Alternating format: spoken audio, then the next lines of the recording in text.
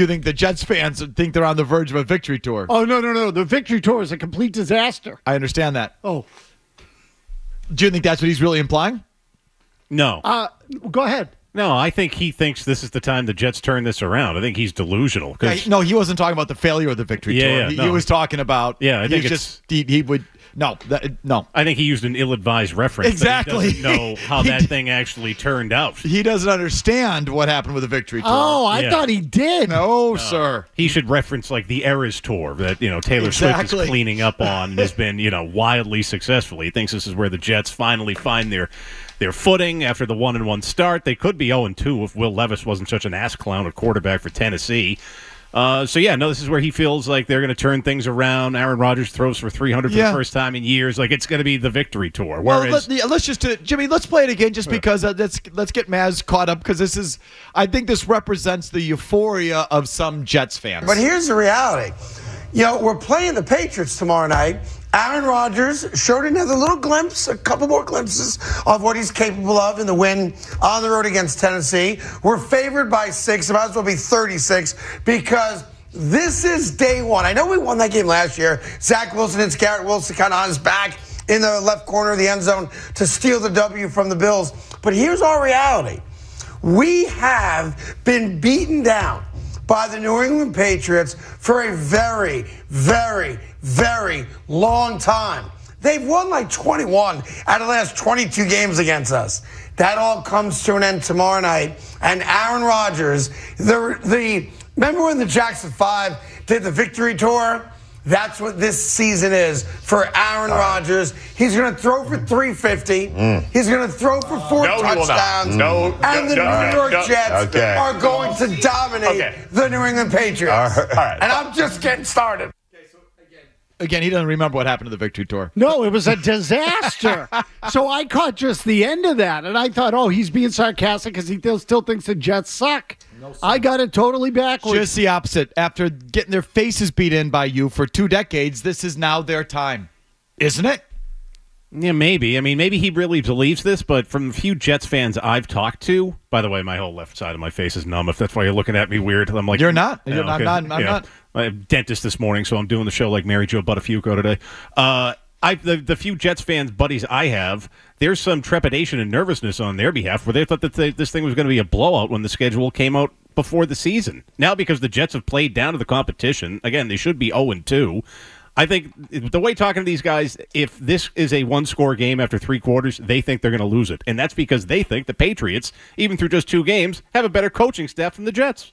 There should be trepidation in Jets Nation, or whatever you call it. There should be. I just don't know if there is. Whatever they're feeling in the short term, you have to admit, historically, like this should be historically, if you just step back, this should be their time. The payback. Brady's gone. Belichick's gone. New staff. They're not even playing the new quarterback yet. They're predicted, the Patriots I'm talking about, obviously have predicted to have the fewest wins in the league.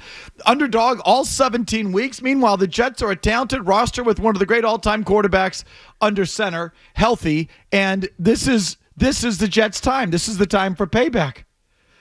And I just find it ironical. Usually I'm rooting on the Jets against you people. But this is sort of flipped. Because Rodgers is just too toxic. Well, it's not how much I dislike Aaron Rodgers and what a fraud that I think that he is. It's not even a personal dislike thing. I just think he's not a good guy, a really bad pro, and someone impossible to root for. But it's really more than just that. I don't think the Jets are there. I just find it so ironic that everything should be lined up for the Jets, and it's still just not. And it goes back to an intangible that I know we carry too far. I carry too far, that culture word, but there's something about it. You've got to admit there's still something just off with that Jets team, and it's not talent. What is it? Culture, buy-in, the program, the togetherness of the team, how well they're coached. There's something not right. You know it, right? Every Jets fan could feel it. Every Jets fan could see it. They had opening night game out in San Francisco where the Jets basically no-showed. And you could just see it right there. Oh, there's something not right about that team. And I just add that all up. I think the Pats have a real chance tonight. And it goes to that thing, Maz. I think the Patriots are ready to go, engaged. They're not that good, but they are. Mayo has them ready to go, and they're tough in the early going, conditioned, all of this. And the Jets, I think, are just not there. And I think it's what gives you a chance, that intangible. Yeah, look, Murray said this at the beginning, or a second ago, and he's right. They should be 0-2. And, we talked about some of these teams in the preseason, like who's going to be good, who's not. And if you remember, nobody picked the Jets. Nobody picked the Jets as a dark horse candidate. And that's why. Because invariably, something always comes apart there, or they're not ready to go, or the quarterback's not engaged, or the coach is going to get fired, or the owner's an idiot, or the wide receiver's pissed off, or whatever. It's always something. Look, I'm not telling you who's going to win the game tonight. I'll tell you this, though. I'd take the points.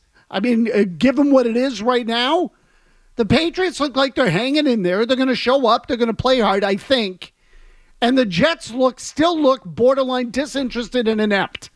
Like they always do. I mean, they've been an unprofessional franchise for my whole life. They've had blips when Parcells was there in the first couple of years of Rex Ryan. But that's it. Those things last for like 2 years, and then poof, they're back to being the a-hole Jets. It's a unproven staff that has a lot of question marks. It's a roster that has, a sprinkling of superstar, high-end talent. Obviously, Sauce Gardner and with the defensive lineman Williams and Wilson, the receiver. Yep, okay, Bryce Hall, the running back. Like, I must look at, and then sprinkled in there is just a bunch of crappy players, but some really high end talent, and they just sort of stick out like a sore thumb. It's like they're independent contractors. They don't believe in the coach, so and they've had no success for a decade. And so, what do they need? They need a quarterback. They need a Brady-type figure, a Manning-type figure, to go in there with individual drive and the ability to get everyone to follow in my wake, because I'm going to do the right thing and you're going to do it with me because I demand it and I command it. And Aaron Rodgers is just the opposite. Aaron Rodgers is checked out, collecting a paycheck, and my sense is the team got one whiff of it and they know the die is cast. This dude's not in it. This dude's not into it. He's not even really trying. I mean, just dial back. They bring him in last year. He shows up out of shape. He strains his calf on the very first day of spring practice or early training camp. I can't remember. It might have been a spring practice. Yeah, it was the first day. He wasn't in shape. They throw him out there week one. First real time he puts any pressure on it, pop. The Achilles pops. So how does he spend the offseason? How does he spend the year rehabbing? Who the hell knows? Comes back this spring. Now, okay, now this is it, Aaron. Now you're back. Now we really need you. They have a mandatory minicamp. The only 3 days he has to be there. Where is he? Where does he go? You go to Europe or something? Egypt. That's Gotta what go it see was. the pyramids, man. Egypt. He skips out on the only mandatory 3 days of the offseason. Goes to effing Egypt. So he's just the opposite of the Manning figure that goes to Denver and says, follow my lead, this is what we're going to do. He's the polar opposite of Tom Brady, who goes to Tampa, and just through his competitiveness and leadership and, just his wake leads that franchise in a certain direction. Aaron Rodgers is just the opposite. He is collecting a paycheck. He has mailed it in. I bet it exudes his every step that he takes in that building, and they all know it. And that look that I saw from the Jets, that Monday night game in San Francisco, looks so familiar to me. It's like there's no buy-in because the quarterback's not there, and it's just, I could say the same old Jets, but that's too much of a cliche. Mike, it was the first failed third down that Evan Lazar dropped, and he did that like resting bitch face of like, ugh. That look on his face. Ugh. So the Jets, and you're already hearing it, have had a tough schedule to start. They kind of got hosed by the schedule makers. 3 games in 10 days or 11 days, no matter how you want to look at it. They opened on Monday night on the road, West Coast. Came back, had to play 1 o'clock game in Tennessee on Sunday, and now is playing a Thursday night game. So this is the 19th. I think they opened on the 9th. So 3 games in 10 days. Yeah, 11 days. Yep. 10, 11 days, however you want to look at that. Short week. And, they'll let you know about it. And I think they're just the kind of team, because there's no buy-in and there's no there. Thursday night games are about grinding it out. Mm-hmm. It's a grind. It's a mental and physical grind. So, like, just showing up is half the battle, being engaged and ready to go. And I don't trust the Jets to be that team. Well, you shouldn't trust a quarterback for sure. At all. So I had Jimmy just pull this. He was on with McAfee in his usual weekly spot. There's a nothing sort of innocuous thing. And the first time I heard it, I glanced over it. I didn't even have Jimmy pull it. But then I thought, I was thinking about these things about the Jets. And then it occurred to me, the very first exchange. Go ahead, Jimmy. This is Rodgers, I think on Monday or Tuesday. Go ahead. Congrats on both wins. This one, though, had to feel very good. Stop. Both wins. Both wins. So what this a-hole? McAfee starts out by saying that Aaron Rodgers, with his first win as a Jet, he was going to call it his first win as a Jet Sunday in Tennessee.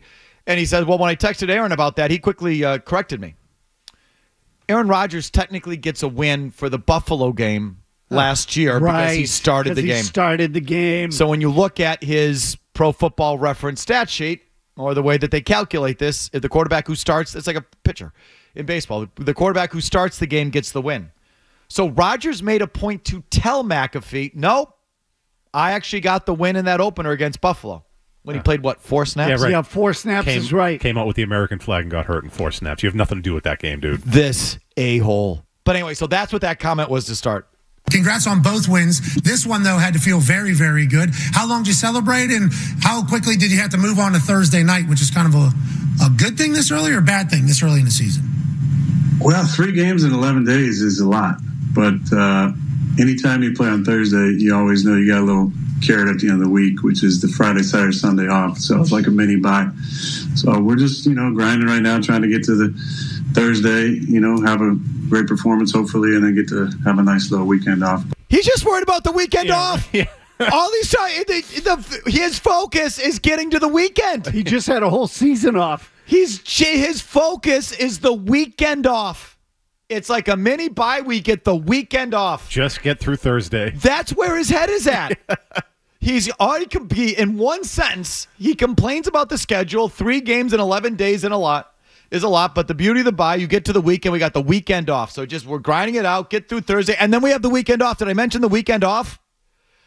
And I think that's just a little insight into their mindset. His mindset, that team's mindset. If the Patriots didn't suck, I would love them tonight. So, I can't predict the future. I'm not good at picking games. But I just think it's this whole intangible thing that gives you the chance. If he feels that way about this game, it's week 3. How do you feel about the next 3 months, dude? You got a long work schedule ahead of you. He's already checked out. It's week 3. Yeah, right. It's week 3, and he had all offseason off. And the only 3 days they asked him to be there, he didn't even show up to that. And he's already complaining about the schedule and looking forward to the weekend off. Look at the look on his face. Look at the way he carries himself. He is going through the motions, collecting a paycheck, and it's going to permeate a team that doesn't even know what it's doing in the first place. That Jets team is going nowhere, and it's going nowhere fast. The question is, do you have enough to take advantage of that tonight? And if you do, it's a big swing game for him. If you like that clip, check out more videos from Felger and Mazz here. For more Patriots analysis and opinion, hit this playlist. And for all the latest from the Sports Hub, download the app at 985thesportshub.com.